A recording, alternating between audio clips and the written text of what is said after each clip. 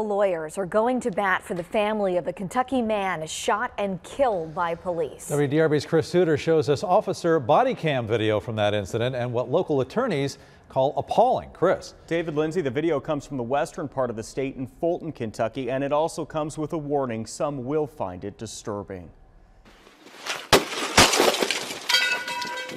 Get out! Get out! No. Get out! Stop, dude! Get him caught!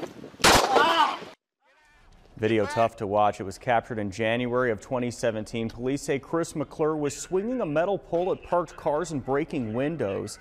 His lawyers acknowledged there was also a knife taped to the pole and that McClure had some mental health issues.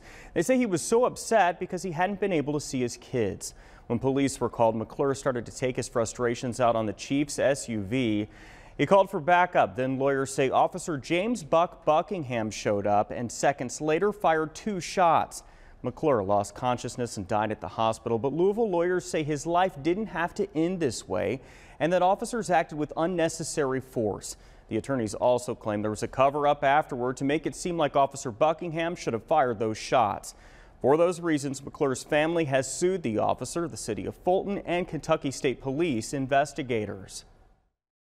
I think the brunt of the lawsuit really stems from is the fact that after Chris is on the ground, Buck comes up to him and from point blank range, without any justification, no reason whatsoever, fires an execution shot. Our calls to Kentucky State Police and the Chief of Police in Fulton have not been returned. More of that body camera video on our website right now. That's WDRB.com. Chris McClure, WDRB News.